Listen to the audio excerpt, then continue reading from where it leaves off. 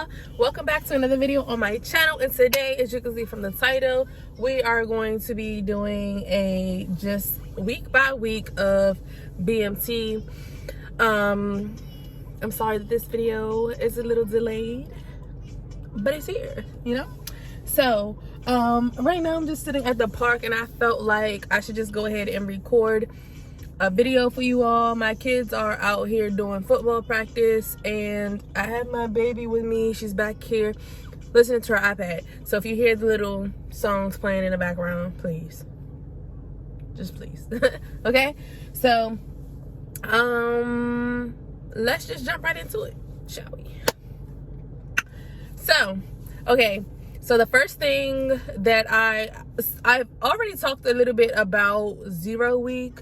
So I don't think that I'm really gonna like go too in depth with 0 week. I think I'm just gonna go ahead and give you all just like a quick overview again about what 0 week was like, because in the last video, if you didn't see it, go check it out.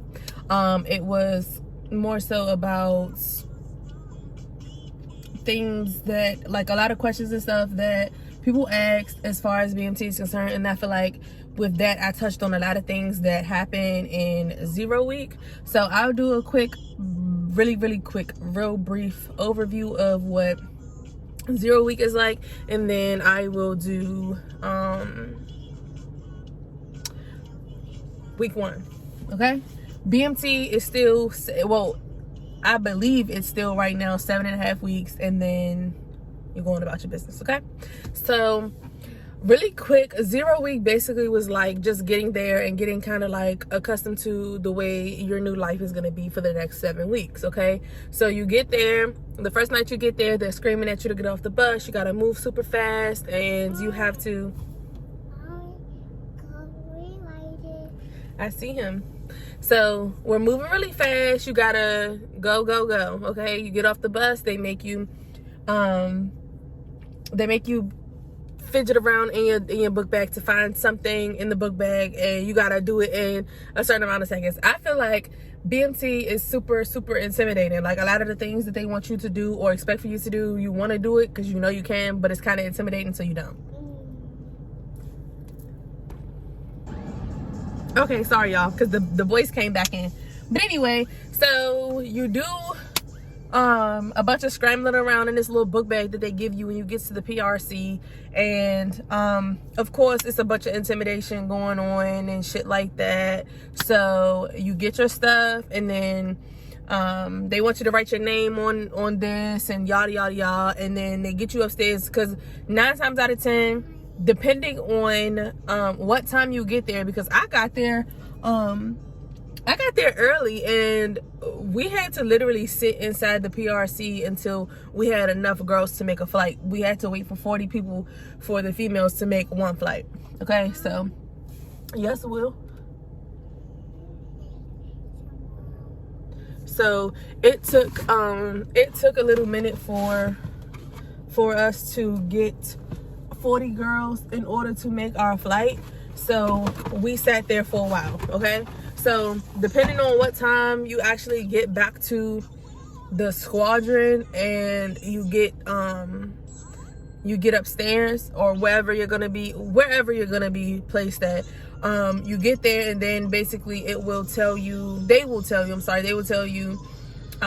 where you're going and all that good stuff. So once you get there, 9 times out of 10 it might be on the darker side, and because it is dark, it's late, it's time for y'all to just get in bed and go to sleep. Okay, so you get there, the first day is basically nothing but waiting. You get there, basically you have to wait in order to get you females, I would say, because the guys, it didn't take any time for them to get 40 guys in order to go to wherever they were going to be housed at. Like, they had enough people to make a flight, so it was a couple flights going out before we did. Okay, so then the next morning they paralyze you with fear by banging on the door, getting you up and dressed and ready to go. Okay, so you get there, you do breakfast, you do it's basically like a lot of little things. They tell you where to put your stuff, and basically 0 week is, again, trying to get you accustomed to the way you're getting ready to be living. So you do breakfast, lunch, and dinner. There are no snacks in between. There is no eating in the dorms in between meals or anything like that. There's no eating in the dorms unless it's cough drops or the protein bars or fruit that you get after dinner chow. Okay, so 0 week, we basically did a bunch of just trying to get in tune with the way things were going to be for the next 7 weeks. We did kind of like go through who was going to be like student leaders and things like that. I will make a separate video on what student leaders are and different positions that you can have as a student leader and what student leaders do. So that's another video. However, we are going to continue to push through with the first week. So first week, you do a bunch of testing as far as like you get your hearing tested, you do blood draws to make sure that you aren't pregnant. It was a girl that went to basic and she was pregnant, but y'all didn't hear that from me, okay? So it wasn't in my flight, but there was a girl who went to basic and had, you know, some issues going on. But so yeah, they do testing for pregnancy, they do testing for what's it called, drugs, and then you get your blood drawn. So basically, like, they have you fill out this little card and then they put a drop of your blood on the card, basically. So it's kind of like a DNA kind of it's not, I want to say testing, it's not testing, it's basically like what's the word, y'all? What's the word? Identification, okay? So basically, they have you fill out this little card or whatever. They put a drop of your blood on it, and then it's like, so if something was to ever happen to you, who do you want to identify your body, right? So I, of course, put my parents or whatever, and then, you know, most times, you know, if something happened, like you, God forbid, get blown up or whatever, and you don't have a head, no teeth, you know, no hands or nothing to be able to identify your body, you know, of course, some people have tattoos, so those are a lot of identifying marks that people will use in order to identify a body before even seeing it. So with that, I feel like this is actually a good idea, because if you don't have tattoos or any identifying marks, they can use your blood, whatever's left of it, to try and identify the corpse, you know what I'm saying? So that's that. You do that. They give you prenatal pills because, well, females, they give you prenatal pills because, excuse me, we don't get all of the vitamins and nutrients and things that we need during basic, and we lose a lot of that during like PT and stuff like that. So basically, they give you that. They give you like this little worksheet. It's called memory work, and try to memorize it. If you don't, whatever, because at the end of the day, like, all the chain, it's basically like the chain of command, and the chain of command is basically just for that specific squadron, which I think is a little on the off side, but that's just my opinion. Just because you're only going to be there for 7 weeks, you may, just like me, may not have ever needed to speak to these people. It's definitely good, don't get me wrong, definitely good to know who the people are as far as the chain of command is concerned, so you know how to properly address them and how to, you know, speak to them, and basically just like how to move when you're around certain people, and just being aware of who you are around. So with that being said, that's a thing. They want you to memorize the chain of command. Yes, Laura? I don't have any juice, sweetie. I got this. There you go. But yeah, so you have to memorize the chain of command. Like I said, I didn't really care for that much, because after those 7 weeks, we weren't going to be there. We weren't going to need to know who those people were ever again, you know? So, and then 9 times out of 10, if you do go back, it'll probably be years later, and those same people who were in chain of command probably won't be the same there at the time that you go. You get what I'm saying? So anyway, memory work, you have to learn the chain of command, the Air Force song, the Air Force creed.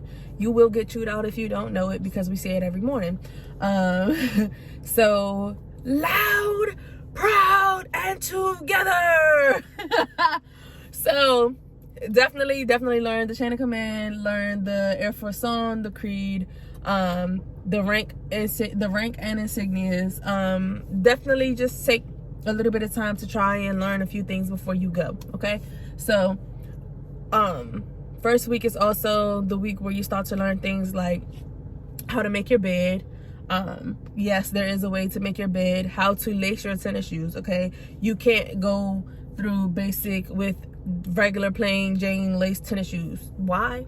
Because it's the military and they have a certain way of doing everything. Okay, so yeah, sorry. Okay, so they also, where's the top?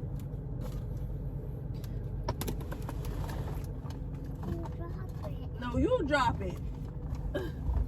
Okay, so basically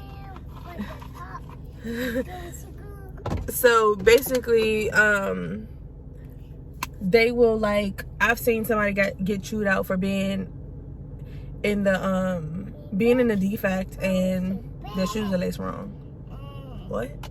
Like, who's looking at the way they lace your shoes? Your sergeant, that's who. And don't get it twisted. Like, don't, just because I'm assigned to this one specific dormitory and my sergeant is Sergeant Blue, and Sergeant Blue and Sergeant Gray, and then yours is Sergeant Green and Sergeant Tree, it doesn't matter whose dormitory you're assigned to. They will come yell at you. The people from across the way will come yell at you. My people from across the way will come yell at you. Like, it does not matter. So if there is a person with one of those hats, the major pain hat, okay, they can yell at you and will. Okay, so please keep that in mind. Please try to always like be on your P's and Q's around the sergeants, because they will yell at you. Okay, not even just yell at you, like they will chew you out. Like, there was a one sergeant that was in a snake pit, and if you don't know what the snake pit is, God help you. Okay, so he was really, like, he was trash. I'm not even gonna lie, he was trash.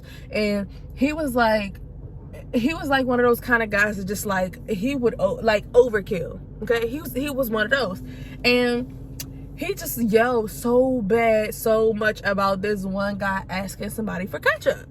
Like, ketchup. Like, he really was fussing and cussing about ketchup. And I'm talking about went on and on and on and on and on about it for the whole 10 minutes that we had to be able to eat. Like, that's what we had to hear about him asking for ketchup. Like, they're super petty, okay? But there is no talking at any point in time in the DFACs. If you are there for breakfast, lunch, or dinner, you are eating. There is no talking. You're eating, okay?